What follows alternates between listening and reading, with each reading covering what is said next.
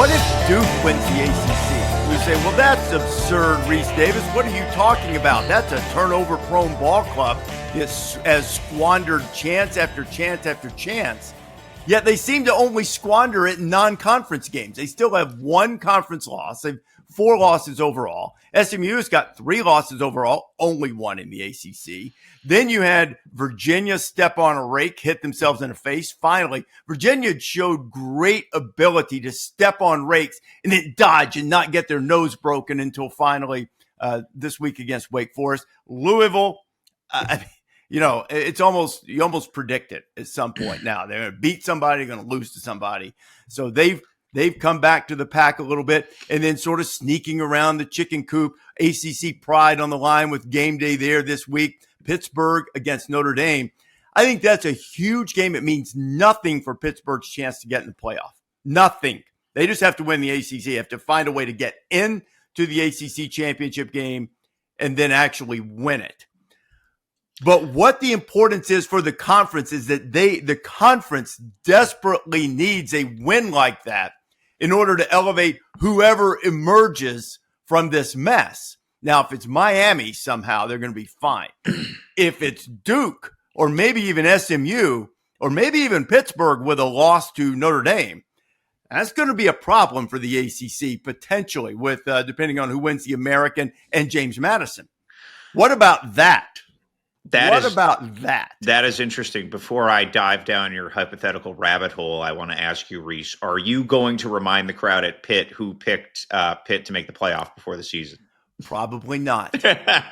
Because when you lose, say little. When you win, say less. And I haven't won yet in Pitt. Yeah.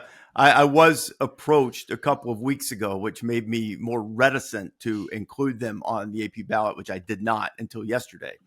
And that was only because teams have fallen behind them by losing over the weekend. But I responded to the plea to include them on the ballot. You guys could just back me up and get to the playoff and win the ACC. You could do that. I said, then you won't care who ranks you or not. Yeah. But anyway, if they Notre Dame doesn't matter as much, but if they beat Georgia Tech on the road, plausible. Miami at home, we see Miami drop one of those cold weather games every year. It feels like they're an interesting playoff case because since they inserted Mason Heinschel at quarterback, they have completely changed their paradigm. Like that has completely changed. Pitt's offense. It is supercharged them. They are now 5-0 with Mason Heinschel at quarterback. You'll appreciate this, Dan. He is a 3-star who had 1 Power 5 offer from like rural Toledo area, and he's been one of the revelations of the entire season. As for the rest of the ACC, it is a tar pit, not including the Tar Heels. We now have 5 one-loss teams, and the 2 probable best teams are Louisville at 4-2 and Miami at 3-2 in terms of talent. Georgia Tech is excellent at 8-1, and they have not beaten anybody of particular heft. I guess in this world we don't consider Clemson of particular heft anymore. But I was gonna say, Pete, the most talented team in the ACC has 4 conference losses. Nope, it's very fair. That's very fair. That is an enigma wrapped in a riddle and a mystery, and there will be thank you, Mr. Churchill. Yes, there will be many an off-season feature about Dabo trying to fix his vexing problem because it just didn't fire there this year for some reason. I don't think this happens with the ACC. I do like to hear James Madison get a little love because if you think about why Indiana is so good, it's because Sig took the core of his coaching staff and roster to Indiana. And these group of 5 teams, man, they get plundered every year. There's no other way to say it. They just get absolutely pillaged every year. They are the minor leagues. They have, 50, 60 new players on their roster. So it takes a ton of skill to go find new pieces, evaluate them, get them to play together. Those jobs have never been harder. Bob Chesney's done an excellent job there. And there's no guarantees he's going to go roll and win the Sun Belt. Southern Miss is very good. There's other, there's challenges along the way, but to take think about D'Angelo Pons and Aiden Fisher and Kamara all playing at James Madison. I mean, gosh, that's, hats off to the evaluation out of high school and the development of all of them. So I am not rooting for ACC chaos, but the ACC does have a penchant for cannibalization, and we have seen that this year. So, I don't think James Madison's going to have enough, but unbelievable job by Bob Chesney. I don't know if there's just enough on the schedule to get above, maybe if it's 8-4 Duke, we'll see. But my guess is no. I mean, they did lose. Their one loss is at Louisville, which is obviously an ACC team that everyone would have finished. Let me say this about the ACC. First off, Clemson and Florida State should feel even more shame today than ever. Okay, because I mean, how are you not even in this? I mean, even Belichick's winning games now. Like, I mean, this is come on now. Like, as bad as it is, like, you could kind of be like, well, man, SMU's really good last year. I mean, what are we doing? Like, you're also rans in this league. Shameful, absolutely shameful. No, this is going to be fun. And are any of these teams going to win the national title? Or any of these? No, this is what the 12-team playoff with the auto bids does. The ACC would have been finished a month ago. Okay. A lot of these leagues would be done a month ago. We used to have, like, most of the country would be finished middle of October. There's a race. I don't know who's going to win this thing. Yeah. It's a total free for all, but it's fun.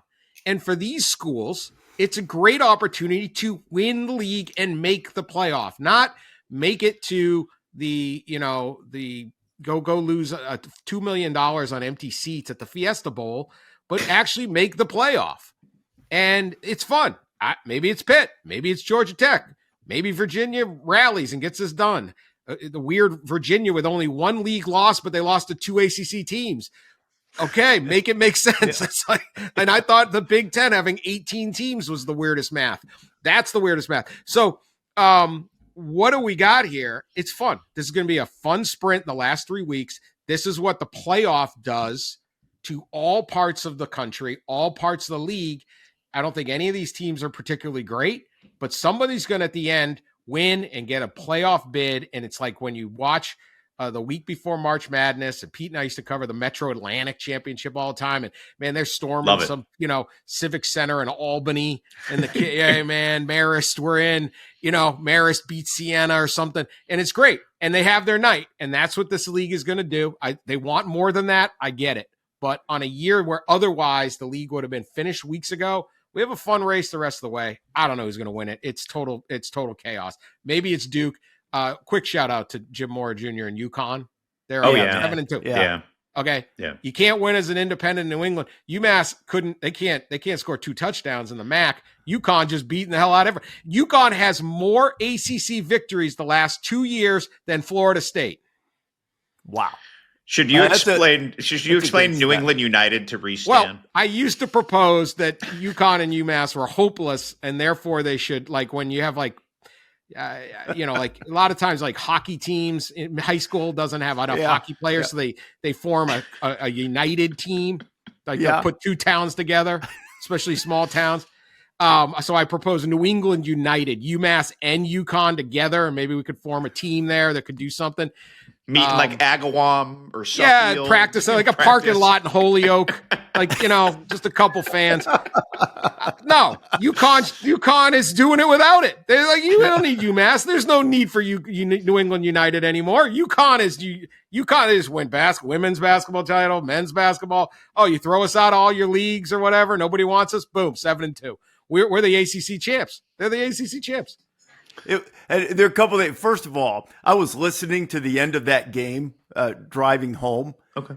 The other night. It was loud at the They had 30-something thousand there. It was packed. It was loud as Mensa was trying to lead that late drive. And when they got the 2-point conversion, make it a 3-point game, you could hear the energy coming through. I hate to do this to UConn people, but all these places looking for coaches, you could do a lot worse than trying to get that guy, Jim Mora, and you probably will. And then back to the ACC for a second. How about our guys at NC State? We used to on College Football Final with Mark May and Lou Holtz, and actually want to send best wishes out to Lou right now. He's, recovering from some things. Hope he's getting better. We would spin the ACC Wheel of Destiny every week. And the thesis being, you don't know who's going to win. Probably just wherever the wheel stops, like Wheel of Fortune. NC State is 2-3 in the league, 5-4 overall. You mentioned the win they have over Virginia, who's one of the contenders, and the only loss Georgia Tech has all season. They got hammered at NC State. The Wheel of Destiny is back and better than ever, as they say. Were you guys, I had a 2-box up. This is why I love college football. So it's Saturday night, flipping around. The Wake at Virginia and Cal at Louisville game both ended within like 2 minutes of each other. It was great. And there I am. Like, who would have told you that those games would be on ESPN and ESPN2 at the same time? Clemson and Florida State are playing on the ACC network, and I'm not even watching it. And I have these 2 games up, and they're both fantastic finishes. Stunning results, and that's to what Dan spoke to earlier. That is modern college football right now, and that's what makes it great. That there is a high stakes game in Charlottesville going down to the final minute. Cal has the Big Onions play call. I saw old friend Brian Harsin get pretty fired up when they scored the touchdown there to win and just kind of storm the castle at Louisville. I was like, this is awesome. There's so many different games that are energized from this playoff, and it'll be interesting to see who wins that the ACC rev share cut-ups this year. I wish that we had. Well, that was like the league was teetering, right? They had this dream of 2 bids, and that was the 20-minute. And the ACC is very innovative with their command center cam. Mm-hmm. See, this is a command center Those cam. Are great. Love it. I want the command center cam right into Jim Phillips' office as that was going down. He's in the fetal position. Yeah. Yes, just going, oh gosh. Like the ACC is great for replays. Cannibalizing itself and suing each other and then losing all their games. It's a fantastic league. Fantastic. And having Ludacris play at noon. Like, that's it. This is the ACC like highlight season highlight reel is going to be fantastic. The social media is just going to have a great time with it. The first drive at Chapel Hill, we were there for that, Rece. Oh, that was man. The highlight of the season. You called it. It was brilliant. Man. Freddie Kitchens had it all dialed up, had him. Hey, they're winning. Yeah. If they had gotten those 2 close losses, he's got 6 wins.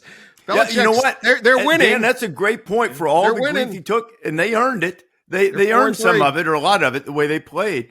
But you hold on. You get 1 more inch against Virginia. You hold on to the ball going into the end zone against Cal. This is not really one of the traditional fan woulda, shoulda, coulda things. This is like, no.